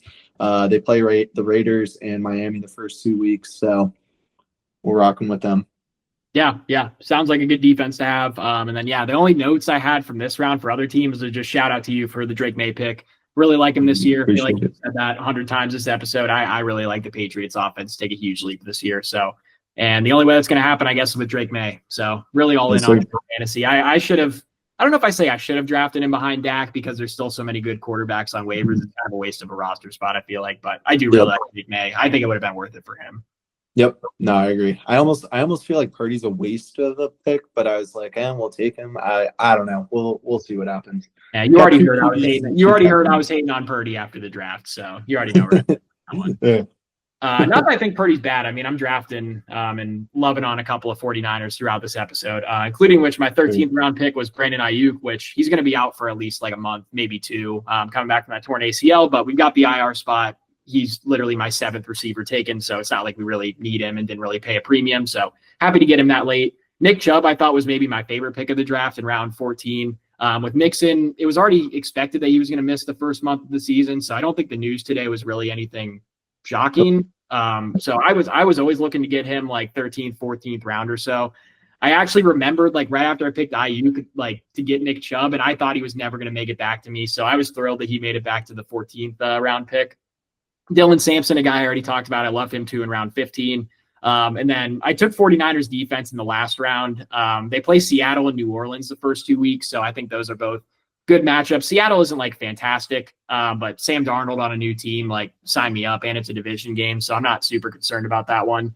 And their fantasy playoff schedule is actually the Titans, the Colts, and then the Bears. So I think this might be a defense that I just hold on to all year. They have a really easy schedule overall because they placed last in the NFC West. So I really like what this defense could probably do all year, even though they're maybe not as talented as they have been in years past when you typically think about the 49ers D. And then I guess two waiver pickups I've made. I dropped Roshan Johnson for Kareem Hunt, and then I had an open spot to also add Samaje Perine. Kareem Hunt's just kind of I wouldn't even say a backup, but he's kind of like the 1B on that Chiefs offense. So 1B on a good team. Love to have them. Samaje Perine, I honestly don't know why I have him other than I have Chase Brown, but he's there for now. He's on the team. He'll get a ring at some point if we win the title just for being on there at some point. So love to see it. That's fair. That's fair. No, I like Samson. Samson could be a big steal there. So like the pick in round 15. And then, your 49ers defense, you're telling me you're keeping a defense the entire year? I'm calling PS on that. There's no way they don't hit the waivers at some point. I've disclosed their playoff schedule. It's too late, I'm afraid. I was gonna say thank you. I'll be monitoring that. Pick them up in like week 13. So they won't be there. They won't be there. I gotcha. All righty. Well, we got two more quick hitters before we wrap up this episode. But we both kind of put in teams or tiers of everyone's fantasy teams this year. So you wanna kick us off? Yeah, so maybe I'll start with my tier one. Ours are fairly similar. Maybe you could talk about why you don't have one of the teams in your tier one like I do. My tier one is going to be both of our teams and then Dean. If I had to give a specific order, I'd say myself, shockingly throwing myself in the 1. And then I got Dean at the 2 and you in the 3. I really do like my team overall. I am a little concerned about the RB depth, just a little bit because of Travion Henderson. I don't know how he's going to start the year. So maybe if he starts off a little slow, Stevenson's getting a lot of work early on. He might not be startable, which is leaving me with Tony Pollard in the starting lineup a lot, which maybe isn't great to have. But other than that, I just really love my team. I think I've got an elite tight end, a quarterback that I got late that could put up elite numbers in Dak. I really like my receivers headed by CeeDee Lamb. And then, like I said, the running back's the only thing I'm a little concerned about. But I mean, if just even 2 of Brown, Henderson, and Mason and Pollard, I guess maybe you can even say 2 to 3 of those guys are really solid starters, then I think I'm going to be in a great spot. So I really like where I'm at, and that's why I've got myself up there. As for Dean's team, I think he probably has the best starting lineup on paper thus far to start the year. I really like his two running backs that are manning his team, Jonathan Taylor and Kyron. I know I said I didn't like Taylor where the pick was at, but I mean, it's still a top 10 running back. I mean, you can't be too mad with that. He's got Jaden Daniels in the 6th round and George Kittle in the 4th. So he's got that firepower at quarterback and tight end that not a lot of teams have. And I feel like he's not suffering at wide receiver because of it. Really like Igbuka in the 8th round, like I said. So I think that's a huge boost to his team. The only reason I have myself in front of him is I just don't think his depth is quite as good as mine at receiver or running back. So I see you nodding your head. So I'm guessing that's maybe the reason you knocked him down a tier on here. But I guess just to wrap up my thoughts real quick on my top 3, I'll just go into yours real quick. I also really like your team. I think you have the best running back depth for sure of the 3 of us. So I really like that. I just think maybe you're not as strong at quarterback and tight end, even though I like Drake May and you're really high on Tyler Warren. I just think we have a little bit more firepower at quarterback and tight end compared to yours, despite me really liking all 3 of these teams. I think you have good depth, though, which is really keeping your team afloat here. Despite the starting lineup maybe not being super flashy yet, I think we could see some good things if Drake May and Tyler Warren develop. Yeah, no, that's totally fair. We'll start with Dean first. Yeah, I've got him in that 2nd tier. You hit it right on the bat. Just not a ton of depth for him. Really, like he's got Juwan Jennings on his bench, and then Mixon on the IR, which could be starters, but like the rest of his bench, like don't really see many starters there. And then I don't love a Dunze either. He's kind of just a meh to me. And then Igbuka, love the dude, but if Godwin comes back, Mevins is healthy, there's just a lot of mouths to feed, and Igbuka could kind of fall back down to, averaging 10 fantasy points a game. Maybe he's projected almost 15, which totally agree with. But if all these guys get healthy, that's gonna take a little bit away from him. No, don't get me wrong, love his team, but that's the reason why I've got him in that 2nd tier. And then obviously title favorites. Got to put myself. Love my team. Come on, obviously. And then yeah, you too. Like your depth, your team's pretty good overall, and you run a very good podcast, so that gets you a little boost. Appreciate it, bro. I appreciate you taking that into account. Yeah, I think, like you said, I could kind of see moving Dean's team down a little bit like a tier if you're worried about the depth. I just still got him at 2 overall and in that top tier just because that starting lineup just looks so disgusting. If he gets to the playoffs with no injuries, I mean, fantasy football is always weird. You never know what's going to happen, but I think it's going to be tough to beat a team that looks like that already this early if there's no injuries. But we know fantasy football as well. There's always injuries. It's hard to avoid them. So we'll see what happens for him. We'll see if those 2 running backs can stay healthy and doesn't need to scramble around waivers for some more. Definitely. Well, I might hijack this and go my second team in the tier 2. Yeah, just because we got some things to talk about. I've got Barrett as my only other one in tier 2. So me and Tommy tier 1, Dean and Barrett tier 2. I like Barrett's team a lot. Baker solid QB. He's got 2 solid running backs, Saquon Chuba, Drake London, and Ladd, both great wide receivers that I like as well. Then Njoku at tight end. If Flacco stays there, Njoku will be a good tight end. If it's Shedeur, I think he will be a good tight end as well. And then Judy also benefits from Flacco. Now, things can go very south with the quarterback situation. It is the Browns, so that is a little risky. And then JSN in that other flex spot, love that. Then on his bench, he's got McMillan, which I think will absolutely be a starter for this fantasy season. And then like Luther Burden could be someone that could be good as a sleeper rookie wide receiver. Hank Bigsby could overtake the starting job, and then same with Braylon Allen. So I like his team a lot. I definitely don't think it's in the worst tier, but interested to see what you say about his. Yeah, I think like when we talked about round 5 and how we were just like, I don't know, disagreeing on a lot of players, I think that's kind of how we feel about Barrett's team. I've actually got him at last in my power rankings. So we have a huge discrepancy here of what, 3rd or 4th, however you want to do you in our Barrett and Dean's teams to where I have him at last. I just think there's guys like I already talked about Chuba Hubbard, Drake London, David Njoku, like even Jerry Jeudy, you can group into that category of guys that I'm just like not in on, I feel like, at where they're getting drafted. And doubling up on Browns receivers, like in your starting lineup to rely on week to week, like that's just not something I want to be involved in. Like, I don't care if Flacco's throwing or not. Like, this team is not putting up points. Like, I don't know. There might be a lot of volume, but I just don't see a lot of touchdowns for either of these guys, even if that's the case. And then a thing I'm surprised you didn't call out. I think the running back depth here is horrible, like maybe the worst in the league. Like Tank that is true. Like, what is he going to do if I mean, I'm not even high on Chuba. What happens if Chuba's just not that good? Like, that's already a concern I'm just having right away. So this is a team I just see that could have a lot of problems just because I'm not high on a lot of them. And I don't see a lot of replacements if those problems are at running back. And one guy I didn't call out either. Sorry, Baker's another guy that I don't know, don't love the Baker pick just because he's going so early compared to some other quarterbacks. So I feel like he lost some value there too. So I got to think him some points. No, that's super fair. I guess I didn't really even think about the running back depth at this very moment. Like if Saquon got hurt, Barrett is in. It's over. It's over.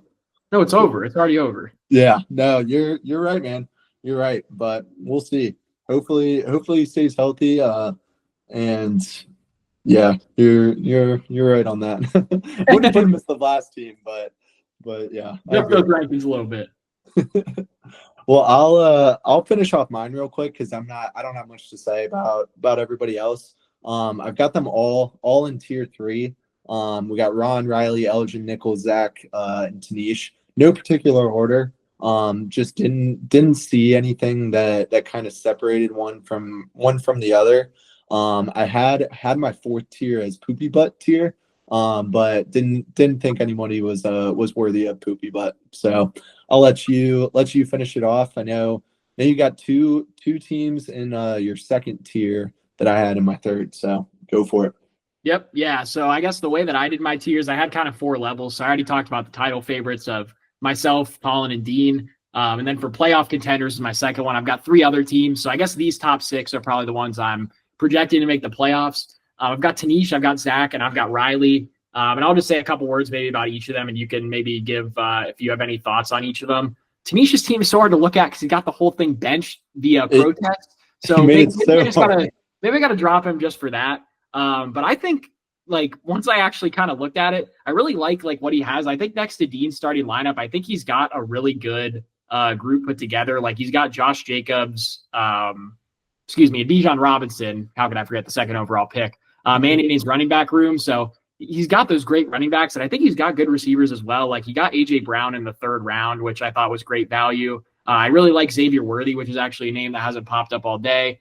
Garrett Wilson, we talked about earlier, is not loving for the 4th round, but he's still good. Like Devontae Smith, like I feel like he's just got really good receivers. And then with Mahomes and Hawkinson, you still got a decent quarterback tight end pairing, even if we maybe don't like the value where they went at, they're still probably going to be better than if you had waited at both those positions. So I don't hate that. I am just a little concerned about the depth. I really do like the starting lineup here. I don't see a lot of running back depth with Eckler at running back 3. I'm not super high on him this year, even though the running back room's wide open in Washington. So that's another one where I think depth is just dragging it down a little bit. But if things go right for this team, I really see things working out really well. Kind of like Dean's team. I'd say it's like Dean's team light is what I would call it. Yeah. No, another guy that we didn't talk about, Loveland, tight end for the Bears. I think that guy's got sneaky potential too. Another rookie. But yeah, I don't disagree with Tanish. I don't like AJ Brown and Devonta Smith together. I just don't see that working out very well for him. That's a good point. Overall solid team. That's a great point. I kind of glossed over that. I think I just like the receivers there, despite him still having pretty good talent, like across the board. Like I'm still impressed with the receivers he was able to put together. Sure. No, I agree. Yep. Moving over to the Ironheads. I feel like I do kind of like this team on paper too. Like he's got some very solid running backs with A-Chain, Connor, Montgomery, and Bill Krosky-Merritt. So you can think what you want about Bill. I still think he's going to be a pretty solid pick. So I really like all 4 of those running backs. I think he's set up well in that department. I just don't know. There's something just like stinky about this team. I can't even really put my finger on it. Maybe it's just like the amount of questionables, but like the A-Chain thing and like Tyreek Hill, like having his whole thing, and James Conner being old, Evan Ingram being old, DJ Moore, like I don't know. I feel like the Bears might be phasing him out a little bit. Like he's not their guy anymore, getting older. Like, I don't know. There's just a lot of like people I look at on this team and I'm just not like getting hyped up. So I really like it on paper. I just don't know. There's something just like holding me back from putting this team higher up in my rankings. Well, I think what's holding you back is it's managed by Zach Hughes. That's what it is. I couldn't put my finger on it. There it is. No, I'm just kidding. I agree with you. I can see this team being really good. One of the best winning it all. If everybody stays healthy. But you're right. A lot of older guys. And a ton of questionable players right now. So we'll see if he can stay healthy. Yeah, I think that team could still make a run, though, like I said. Really just, I don't know. A lot of questionable people maybe making me a little more nervous than I should be if we see a few games and these guys are actually performing well. Sure. All right, so moving on to Riley's team, I guess. I don't know if I have too much to say about him. I think it's a solid team. He's got some decent running back depth, decent receivers. Just nothing blew me away. I feel like Ferguson at tight end's a little bit suspect, and then Kyle Pitts being on his roster is even more suspect. But I don't hate this team. I just don't love it. Feel like I don't have much more to add. Yeah, RJ Harvey could be interesting. That's another kind of sleeper running back. If he can take it over, who else do they have? They have Dobbins. Okay. Yeah, so I mean, I can see that being a good pick for him. And then Chris Godwin. He's going to be without him for a while, but Godwin can come back and be a stud again. So Yep. I'm with you. Yep, moving into my next tier, I guess. I just got two more teams. It's labeled battling for the playoffs, so I guess I got 7 and 8 here. I've got Elgin and Nichols. I really do like these teams. I feel like they just don't have a lot of depth. Like I feel like maybe it was more like I love the early round picks that they made, and then I wasn't so much loving like some of the later round picks they made. So I feel like they kind of fall into the same boat where, like with Elgin, I really like Gibbs. I really like Bowers. I like T. Higgins. Maybe it was a little early to take him. And like Marvin Harrison, like I feel like he's got a lot of good pieces, even like Calvin Ridley, Chris Olave, but just not a lot of firepower on the bench. It's really blowing me away or from the lower part of the starting lineup. And then same thing with Nichols. Like we already talked about, we thought he crushed like the first like 3, 4, 5 rounds of this draft. And then I just wasn't really impressed with any of his later round picks. So obviously I'm not going to think he has great depth if I didn't like those picks from rounds like 6 to 10. So that's where he fell out in my rankings. But like we said, I mean, if you nail those first like 4 round picks, that's what really matters. So I could still see his team being very solid, even if I don't like the depth pieces. No, couldn't agree more. I give Elgin and Nichols benches the poopy butt ranking. There's just not a ton there. And with Elgin's team, what was I going to say? Oh, he's got Pacheco in the running back position. He should be good. Like the Chiefs offense should be good, but it's just not a guy that I get super pumped up about. And then same with Olave. Already talked about him. Just both those guys in your starting lineup, I'm just not super pumped about. He's got Marv, who I think still was going way too early in drafts. And I'm really hoping he turns it around. But we saw last year he was definitely very overhyped, and whoever took him in the second round last year was a complete idiot. So that's all I got to say about them. Well, love that analysis there. All right, let's move, I guess, into the last tier. So my last tier was called the Sacco tier, poopy butt tier, whatever you want to call it. I had Ron and Barrett. We already talked about Barrett's team, so we'll talk about Ron's a little bit. I was very surprised by his draft this year. I feel like he went very much away from the robust RB strategy and took Yenti and Kamara, and then just, I don't even know, next running back might have been ETN off the board. So, yeah, it's just another team where I don't like the running back depth, and I feel like this is a team where the receivers and tight end like aren't making up for that lack of running back talent. He does have Josh Allen, who's Superman, so I don't think I could put him at last with having Josh Allen on the team, but really don't like the outlook of this team. I mean, if there's a running back injury, which Kamara's like 30 years old, so it wouldn't be the most shocking thing in the world. I don't know what he's going to do here. Yeah, I totally agree. And like we talked about too, he's got Rashee Rice in there who's going to miss time too, which is gonna force him to play one of these bench guys. I don't hate Travis Hunter at all and Jerome Ford. I mean, if Judkins is out and Sampson isn't that good, like you can play him. Just not that great. So I agree. I didn't rank everybody else from 5 through 10. But Ron is definitely down there for Damn. I could not believe he was not taking running backs. I was like, this guy, he's got to take them. And Especially after the he did Jets not. pick, dude. I thought he was just going to Right. start ripping them off the board. Right. No, I was super surprised. But hey, he had a good strategy last year. He absolutely killed everybody in the regular season. So Hey, maybe he knows something we don't. he zigs when everyone zags, man. He knows what he's doing. Exactly. All righty. Well, last segment here. We got season long best bets. You wanna start us off, or you want me to?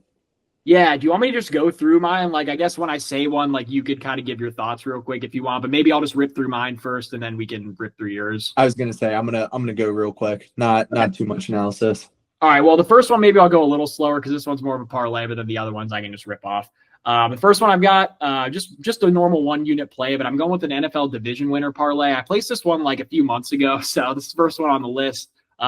I don't know how excited I should be about this one, but I really just don't see a world where these 5 teams aren't winning their division. They did it last year. I think it's going to be boring and they're going to happen again. So it's the Chiefs, Bills, Ravens, Texans, Eagles. I think they just all have really easy divisions and are the clear favorites. And if you parlay them all together, it's plus 1340. So I really like that bet to have a good chance of hitting. Albeit it only takes one injury even to derail the bet. So definitely got some risk to it. That's why it's 1340. But I do like the risk versus the reward here on this one. Easy division with the Chiefs in there, man. Broncos and Chargers, man. They're scary. That's the only one I disagree with. I am not betting on the Chiefs. I know it's Patrick Mahomes, but I'm not betting on anyone in that division. That's valid. That's valid. I mean, we saw the Chargers and Broncos play them very well, even in their individual games against the Chiefs. So, I mean, that could definitely happen. Maybe that is the most worrisome one, even though the Chiefs have won this division, I think, 9 or 10 years in a row. So it seems like such a lock. But hey, who knows? Never know. Yeah, I guess. So yeah, I have 4 more best bets. I think they might just all be 2-unit plays. We'll see about the last one because that line still isn't out yet. For the season long ones, we might just go ahead and do 2 units versus the weekly ones of just 1. My first one, I don't know if this is like a season long bet, but they do have the over under out for the Bengals Lions game in week 5 at 50.5. So I'm hammering the over in that game. Maybe 2 units isn't enough is really the only thing I don't like about this play. So love that one to be high scoring. I really don't see how either team doesn't score 30 in this one, assuming that both offenses are healthy. So I really like that one. My next one, which I thought this was going to be my guy, so I really like this pick. Brock Bowers over 5.5 touchdowns. I still really like the play. I think this offense is just going to be better. He scored 5 last year. I don't see how he doesn't improve, like I keep saying. So I love him to get at least 1 more touchdown in this season. My next one's Dak Prescott over 38.75.5 passing yards. I almost went bolder and took him to lead the league in passing yards, though I really think just like Burrow is so tough. And like there's always going to be other guys in the mix, so it's tough to say. But I think Dak is hands down that number 2 guy for leading the league in passing yards. If he stays healthy, I mean, he's smashing this number. There's no way he doesn't hit 4K. So I'm just hoping he doesn't miss more than a few games, and this should be really no problem. Then kind of similar to the other one, I've got another passing yards prop. Shout out to the boys, the betting group chat. Specifically, I think Jake Miller and Corey are the ones that keep shouting out this pick. They really love the J.J. McCarthy under. So I'm going to actually go the other way. I like the over. We talked about Sam Darnold all year, or earlier in the episode that last year he threw for like 4,100 yards in this offense. J.J. McCarthy's got to be freaking terrible if he's not going to be hitting 3,600 yards. So I don't even need him to hit that much. If this line does stand, I will say it is TBD because FanDuel still has it locked. I guess I don't know if he's starting this year or what's going on, even though that's definitely going to be the case. But whatever, we're just going to keep waiting it out. And if they bump it up to 3,600.5, I guess we'll take that as well because that's what they have on DraftKings. But I'm trying to wait for this FanDuel one to get an extra 25 yards for me. So we'll see. But those are my five best bets this year. I think we'll have 8 or 9 units on them. So we'll see if they can pan out maybe a little better than last year's. Very fair. No, I like them all. Got no bad things to say. That Detroit Bengals over 50.5, I feel like is insane. They got a loan right now. They got a loan and put it on that. I mean, yeah, that's insane. I mean, I don't like taking it that early because like if Burrow gets hurt, like they're kind of screwed, and that will go significantly down. But Bowers, I like Dak. I'm going to join you on. I have not bet that, but I'm gonna absolutely take that one. But I guess I'll go into mine. Like all your picks. I guess I kind of talked on. I do not like the Chiefs in that touchdown parlay, or division winner parlay. My gosh, can't talk. But that kind of transitions into mine. I also have a division winner parlay: Bills, Ravens, Texans. Didn't include the Chiefs in there, and then didn't include the Eagles. I did. So I've got 6 best bets on here. If we had another 3 hours, I could give you all of mine. But I was like, okay, we're not going to do every single one of them. I did take the Eagles to win their division with the Tampa Bay Buccaneers. Wasn't as sold on those two. So I kept it with 2 units: Bills, Ravens, Texans plus 404. Really don't see how that one loses. Then I got Trey McBride for 1 unit over 4.5 touchdowns. Minus 108, like we talked about earlier. Expect him to get a lot more touchdowns this year. And I could see that hitting by like week 9, honestly. So hopefully he gets some touchdowns. Next one, 1.5 units. JMO over 875 receiving yards. Already talked about him. Love him. See him hitting that in about 12 catches with all his bombs that he'll be getting this year. And then next one, 1.5 unit play. Patriots over 8.5 wins. Got plus odds on it. Was super happy about that. They actually have the 3rd easiest schedule this year. The end of their season schedule is a little tough. I think they have like the Bills and the Ravens in like week 16 and 17. So I'm really hoping they hit this by like week 14 or something early. But we talked about them. Love the Patriots. Love their offense. Really expect them to bounce back this year. Second to last one, we got 1 unit. Bills and Ravens each over 11.5 wins plus 235. I know that's a lot of wins. But the Bills are insane, and I mean so are the Ravens, dude. Ravens division, it's good. But the Bengals couldn't stop our oh my god, backyard football league team on defense. So I just don't expect them to beat the Ravens twice, let alone once even. So I'm happy to take both those teams to get to 12 wins. And then last play, Ibuka and Jacoby Myers, both over 750 receiving yards. This is lower than their total. I don't know what their actual over is for the year. But bought that down to 750, and you still get plus odds at 124. Talked about those guys earlier too. Love them. Should if they stay healthy, both reach 750 pretty easily. Yep. Yeah, I think that last one is awesome. I think I might have to get on that one right away. Yeah. We talked plenty about Ibuka, plenty about Myers. We definitely like both of them. So yeah, I really like that one. Your first and fifth ones are kind of similar to my a part of my first one pretty much. So obviously I'd be in for those. I'm just going for the big cash out, obviously, at the 1340. Big spender over here. Absolutely. Trey McBride, I like. I mean, he's on my team. What am I supposed to say? I don't like that pick. So he should have a lot more touchdowns than last year. I mean, hey, if he keeps up the last 2 games of the season pace from last year, he'll have 17 touchdowns. So, I mean, that's no problem for that to hit. Can't hate on JMO either. I mean, he had over 1,000 last year, and you should expect him to improve even with Ben Johnson out and Frank Ragnow out. I think he should still improve his yards. So, like that one as well. And then the Patriots we've talked about as well. I think they're definitely a sneaky team to backdoor into the playoffs. So, I mean, if you're going to make the playoffs, you got to have more than 8.5 wins. So I like that one as well. Getting plus money there, I think, is huge. I think that's probably a pretty good line by Vegas where they have that set. But I do like the over if I had to pick a side with their. They have the last place schedule, I'd assume, right? Yeah, it's the third easiest schedule. Yep. Yeah. So they got the last place schedule too. Yeah, exactly. Yep. Should be pretty good. Well, I think that wraps everything up. You got any other closing comments you want to do for this last episode or first episode? I don't think so. I mean, this isn't gambling advice we just gave out, but optional tail on every bet for people who like money. So just there. Absolutely. Well, we're looking forward to a good season in the Shovel Mitch League. Good luck to everybody. Sorry if we hated on your picks. Feel free to give it back to us. We're open for it. But absolutely, I did not make 17 good picks. Let us know in the comments. Yep, absolutely. Well, that's it for me. If you got anything else, let them know. But I'm all good.